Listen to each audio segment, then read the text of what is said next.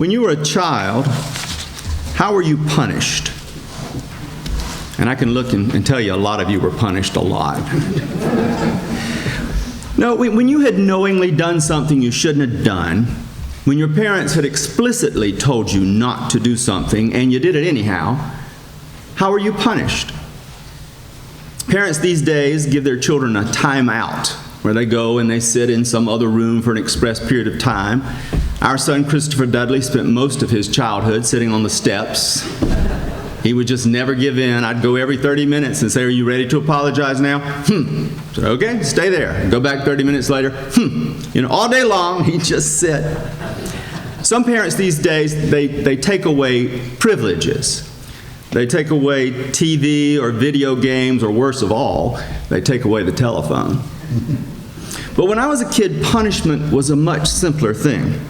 My father kept a leather strap on the top of the hutch cabinet in the kitchen, and if you had done something really bad, you got the strap. I knew a bishop many years ago who punished his children with a belt. One of them told me, he said he'd have us lean over the bed and drop our pants, and then with 3 very painful strikes with that belt, he would say, "In the name of the Father, and the Son, and the Holy Spirit." Wow, truly, that is a true story. Don't you know that nurtured a really loving sense of God's grace and mercy at work in that child's life? But you know what? We're very familiar with punishment, are we not? I mean, if we think about it, we're punishing people all the time, don't we? I mean, we get mad at our spouse for something they said or did, and we punish them by not talking to them the rest of the day. Some friend hurts our feelings, and we punish him by taking him off of that list for guests at our dinner party. We get mad at some store owner because of the way we got treated in that store, and we never go back, and we encourage others not to go back. Right now, Russia is punishing the people of Ukraine for presuming to think of themselves as an independent state, and they're punishing them by killing them. How does God punish? And is today's gospel lesson about punishment? Jesus, in this section of Luke's gospel, is on his way to Jerusalem, and he's leading a large group of Galileans. You remember that Galilee was that northern province where Jesus had grown up, and they're all going down to Jerusalem together. And as they're approaching the city, these Galileans are expressing some trepidation because they'd heard recently that Pilate had slaughtered a whole group of Galileans who were in God's temple, worshiping God, making sacrifices to the Almighty, and they were slaughtered so that their blood got mixed with the blood of their own sacrifices. Worshiping God, and they were slaughtered. It would be like us in the middle of Easter services having some deranged person walk in the door and just shoot us down. That very sort of thing happened in that little African-American church in Charleston, South Carolina a few years ago, didn't it?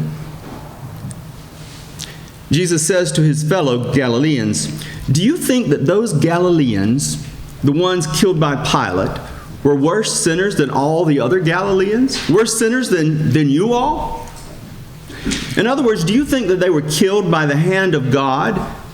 Do you think they were punished because they, above all others, were really bad people?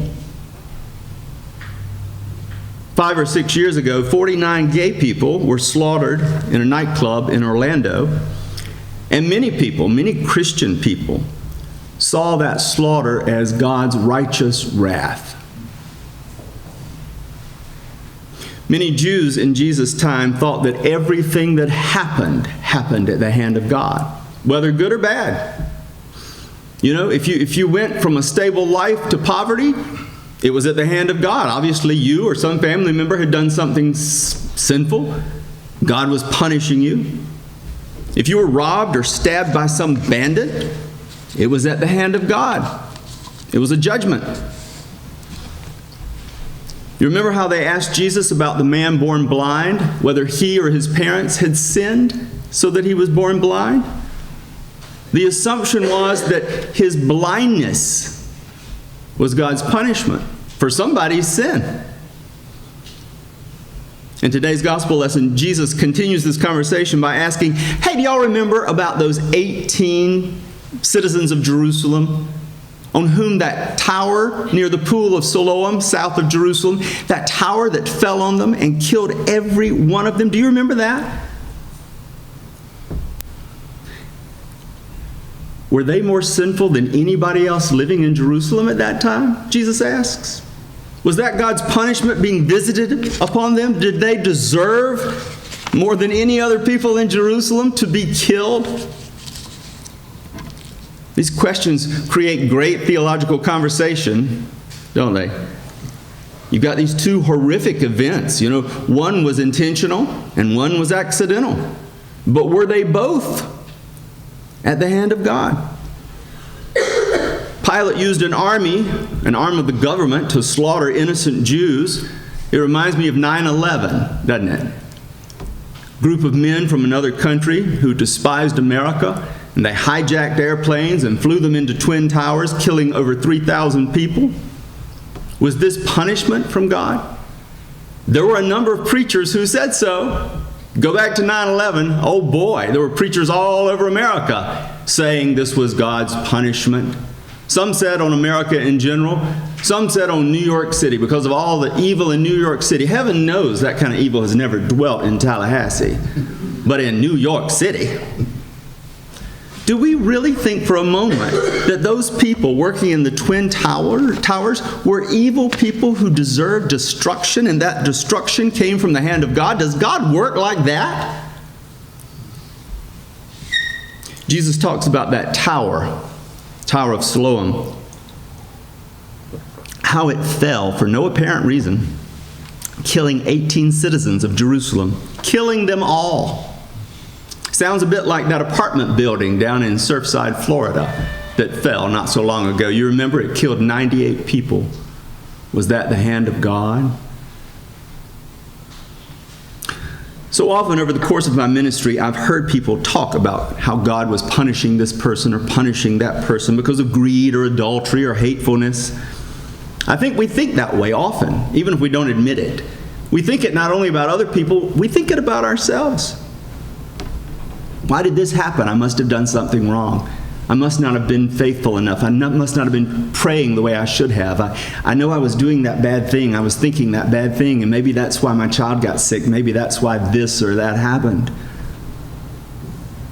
I once visited a man in the hospital. He'd been in a terrible car accident here in town. Almost killed him. It did kill the woman who was in the other car. And I visited him in ICU. And he was saying to me that he believed this was God's judgment upon him because he'd been living an adulterous lifestyle. And I thought, well, gosh, what about the woman who was killed by you in the other car? Was she also being punished by God and more severely than you? Wow. If God were going to use car accidents as an arm of his displeasure with all the adulterers in Tallahassee, surely the whole doggone city would just be a mess of piled up cars, right? Wow. But doesn't this kind of thinking run contrary to the theology of the cross? We believe, do we not, that God comes into the world in the person of Jesus to take the sin of the world upon himself in order to spare those who trust him from destruction and death. We believe, do we not, that Jesus faces the agony of the cross, takes upon himself not only the sin of that particular generation of humanity, but of all generations. From the beginning of time to the end of time, he takes on all the sin of the world. Paul wrote, "The wages of sin is death." When we live against the life-giving love and truth of God, we cut ourselves off from life. We die. But God doesn't want us to die. So he dies for us in our place. He comes himself in the body of Jesus so that dying for us, his justice is satisfied and his grace prevails. If that is true, then why would we ever think that God continues to punish us for sin over and over? If that punishment, if that justice he took upon himself in the cross, then why would he, over the course of generations, continue to visit punishment on all the individual wrongdoings of humanity? Does God say, well, yeah, I died for your sin on the cross, but I don't feel I've gotten my full pound of flesh yet, so I'll continue to beat you with car accidents and tornadoes and wars and slaughters in nightclubs until my justice is satisfied? That sounds like some deranged parent who keeps beating the 5-year-old just to satisfy his own sense of power, to work out his own unmanageable anger. Is that the nature of God Almighty? As with the man born blind, Jesus is making clear in this passage that these people killed by Pilate and by the falling of that tower were not killed by God because of their evil ways.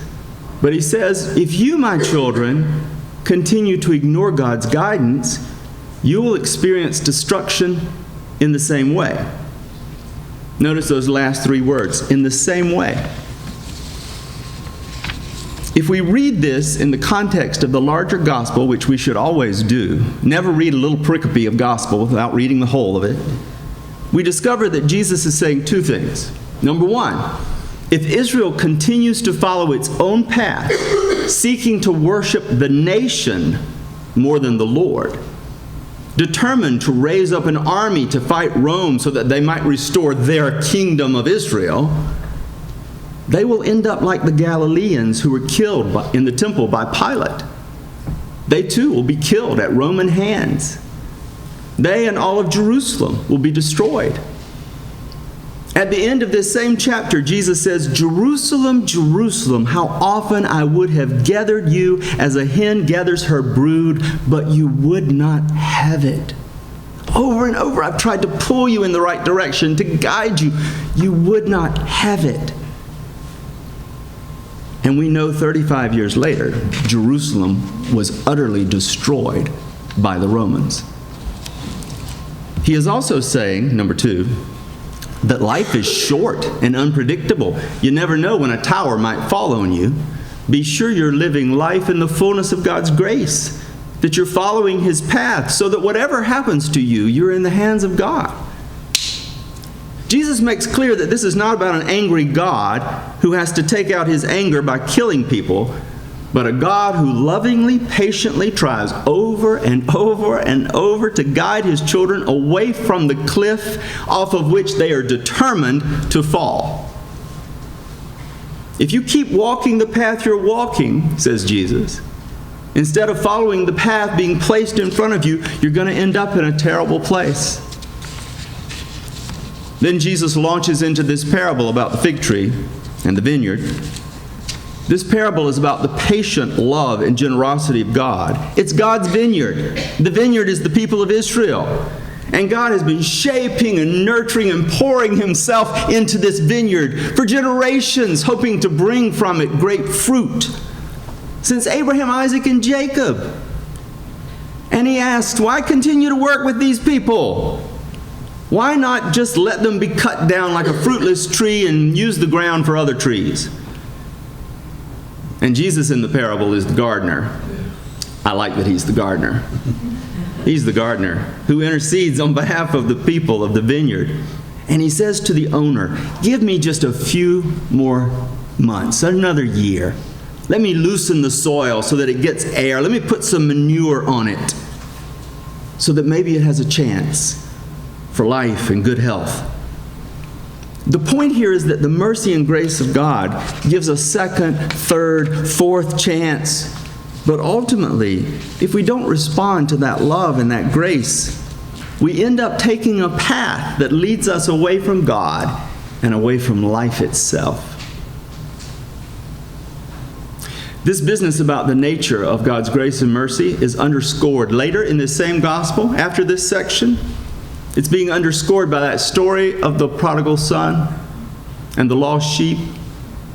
How God's nature and character is such that He waits patiently for the son who turned away from Him, hoping that he'll choose to come home. There's the nature of God's grace and love.